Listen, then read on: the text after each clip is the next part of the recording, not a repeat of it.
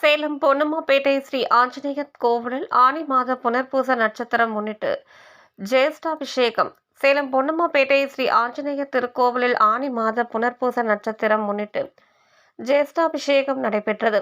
இதனை முன்னிட்டு ஆலயத்தின் மூலஸ்தானத்தில் பிரம்மாண்டமாக காட்சியளிக்கும் ஸ்ரீ ஆஞ்சநேயருக்கு செந்தூர காப்பு அணிவிக்கப்பட்டு பலவித நறுமண மலர்களால் ஆடை அணிவித்து வெள்ளி கிரீடம், வெள்ளி கலசங்கள் அணிவித்து சிறப்பாக அலங்கரித்தனர். மூலஸ்தானம் வெளியே உற்சவர்கள் ஸ்ரீராமர், லட்சுமணர், சீதை, ஆஞ்சநேயர் உள்ளிட்ட தெய்வங்களுக்கு புது பட்டாடை, நறுமண மலர் மாலைகள், நகை ஆபரணங்கள் அணிவித்து தங்கம் மற்றும் வெள்ளி கிரீடம் அணிவிக்கப்பட்டு சிறப்பாக அலங்கரித்தனர்.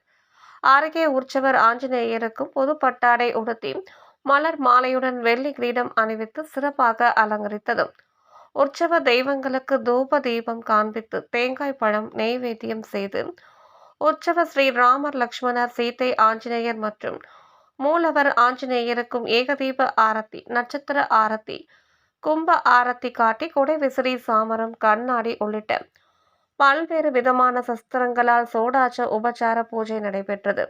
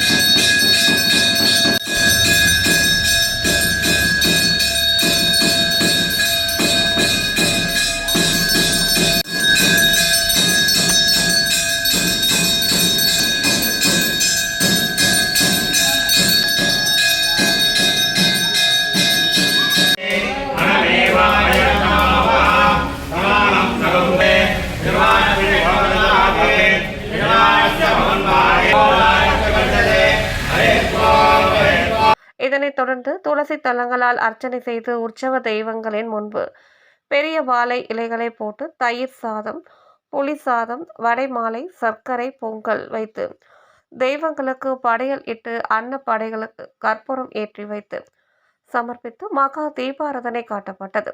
ஏராளமான பக்தர்கள் கலந்து கொண்டு தரிசனம் செய்தனர். கலந்து கொண்ட பக்தர்களுக்கு துளசி தீர்த்தம், சடாரி மரியாதையுடன் அனைவருக்கும் அன்ன பிரசாதம் வழங்கப்பட்டது.